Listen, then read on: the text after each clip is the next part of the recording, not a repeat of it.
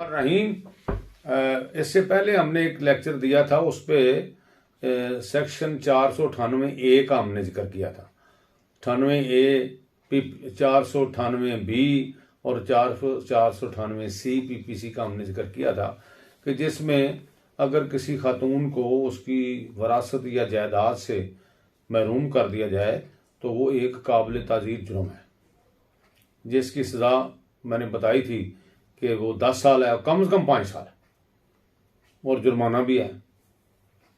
इसी सिलसिला में ये तो पीनल एक्शन है उसके खिलाफ, लेकिन अगर किसी खातून को उसकी जायदाद से महरूम कर दिया जाए, उसकी मलकियत से महरूम कर दिया जाए या पोजेशन से महरूम कर दिया जाए, तो वो क्या तरीकाकार इख्तियार कर सकती है कि वो अपनी प्रॉपर्टी हासिल कर सके। ये मैं, क्योंकि सिविल कोर्ट्स का मैटर जो है वो मामला बहुत लंबे चौड़े हैं, उसमें काफ़ी अरसा लगता है, काफ़ी वक्त लगता है, अखराजात होते हैं और बहुत देर के बाद वहाँ से इंसान को कुछ रिलीफ मिलता है। लेकिन गवर्नमेंट ऑफ पंजाब ने एक कानून बनाया था 2021 में, उसका नाम है the Punjab enforcement of women property rights act 2021। ये पंजाब गवर्नमेंट ने कानून बनाया था। उसमें ये कहा कि जिस खातून को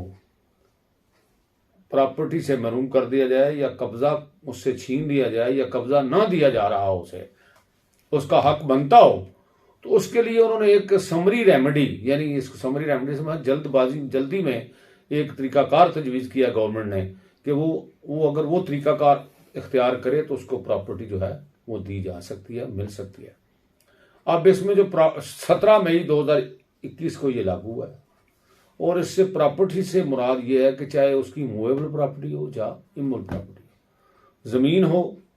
मकान हो या कोई ऐसी और चीज़ हो जो इमूवेबल प्रॉपर्टी में आती हो, या फिर मूवेबल प्रॉपर्टी गाड़ी हो सकती है और चीज़ें भी हो सकती हैं जो ज़मीन से बांधी नहीं होती, उसका जेवर है और चीज़ें हैं जो वो किसी ने छीन ली हैं, वो दे नहीं रहा, तो वो क्या कर सकती है। उसके लिए उन्होंने एक तरीकाकार दिया है, वो दरख्वास्त दे सकती है एक अम्बड्समैन, इसको मुतसिब कहते हैं,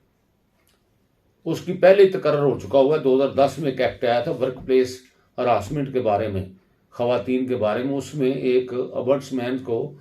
तैनात किया हुआ गवर्नमेंट ऑफ पंजाब ने,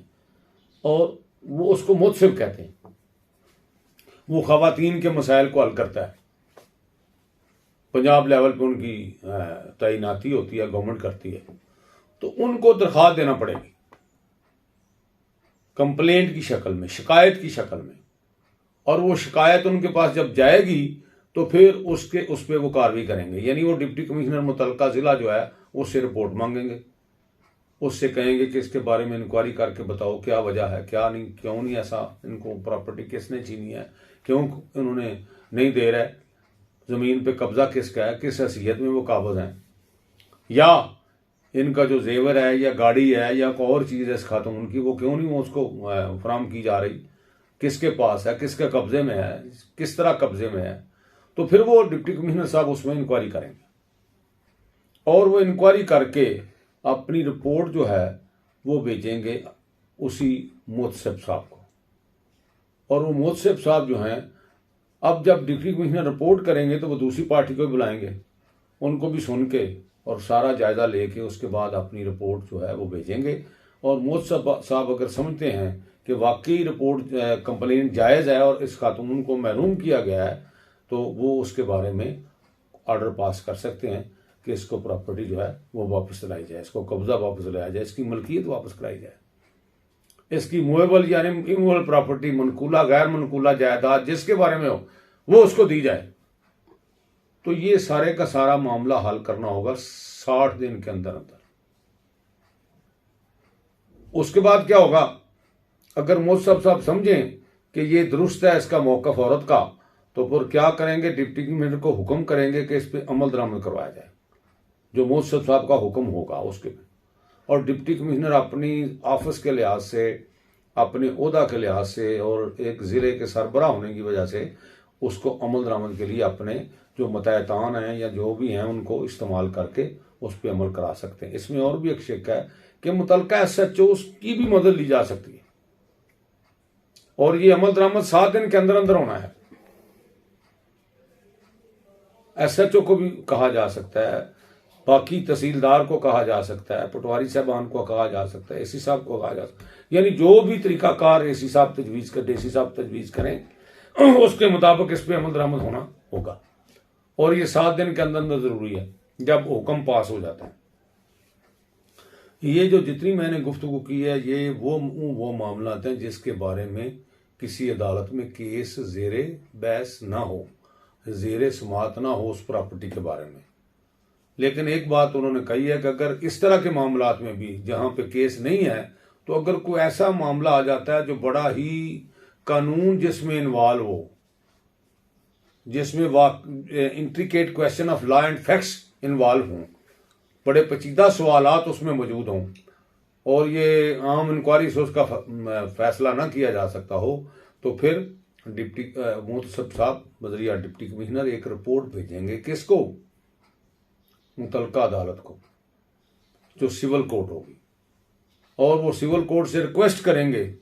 कि जनाब इस केस को सिविल केस का दर्जा दे के according to civil procedure code इसका फैसला किया जाए और इस औरत को उसके हकूक जो हैं वो वापस लाए जाए या उसकी प्रॉपर्टी दिलवाई जाए। तो सिविल कोर्ट उसको एक सिविल सूट की शक्ल में ट्रीट करके तो उसका फैसला भी कर सकती है। ये रिक्वेस्ट की जा सकती है कि इसका जल्दी जल्दी फैसला हो गवर्नमेंट की तरफ से, और या मुझसे साहब करेंगे या डिप्टी कमिश्नर के जरिए ये जो है ये रिक्वेस्ट जाएगी कोर्ट को, तो कोर्ट इसमें फैसला कर सकती है। इसमें एक और बड़ी अहम बात है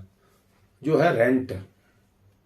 अब किसी की प्रॉपर्टी अगर किसी ने छीनी हुई है या नहीं दे रहा, या उसकी मलकियत से इनकारी है, या उसको वो उससे फ़ायदा नहीं हासिल कर रही है खातून, तो लिखा हुआ है कि डिप्टी कमिश्नर साहब उसके बारे में और मुतसब साहब उसके बारे में ये करेंगे कि उसका मार्केट वैल्यू के मुताबिक जितनी देर किसी दूसरे शख्स के पास वो प्रॉपर्टी रही है और वो उसका यूज ऑफ रक्त इस्तेमाल करता रहा, अपना फ्रूट लेता रहा, उतनी देर तक का रेंट उस औरत को दिलवाया जाए जो उसका बनता है। तो ये भी एक इसमें फैसिलिटी, इसमें एक प्रोविजन दी गई है कि रेंट भी दिलाया जा सकता है और औरत को इसमें बहुत ज़्यादा फ़ायदा है। तो मैं ये बताने का मकसद ये है कि ख़वातीन जो हैं इस कानून से आसानी से फ़ायदा उठा सकती हैं और अपनी प्रॉपर्टी जो है वो हासिल कर सकती हैं, रेंट भी ले सकती हैं। अब ये तो मामला था कि अगर किसी कोर्ट में केस पेंडिंग ना हो तो फिर तो कोई बात नहीं ऐसी। अगर intricate question of law and facts बनता है तो DC साहब रेफर कर सकते हैं कोर्ट की तरफ, मुतसब साहब भी कर सकते हैं, डिप्टी कमिश्नर को हदायत दे सकते हैं। लेकिन अगर नहीं है कोई ऐसा बचीदा मामला तो वो खुद मुदाखलत करके प्रॉपर्टी जो है वो उस खातून को दिलवा सकते हैं और उसको रेंट भी दिलवा सकते हैं। अब एक और मामला इसमें यह है कि अगर केस पेंडिंग हो किसी प्रॉपर्टी के बारे में, उसमें उसकी मलकियत की इन्वॉल्वमेंट हो या पोजेशन के बारे में, या अदरवाइज कोई फ्रॉड या झगड़ा को ऐसा हो पार्टीज का आपस में, तो ऐसी सूरत हाल में क्या मुतसब साहब या डिप्टी कमिश्नर साहब क्या इसमें मुदाखलत कर सकते हैं? इसमें लिखा हुआ है कर सकते हैं, बल्कि ये लिखा हुआ है कि DC साहब रिक्वेस्ट करेंगे कोर्ट से कि आप मेहरबानी फरमा के इस मामले को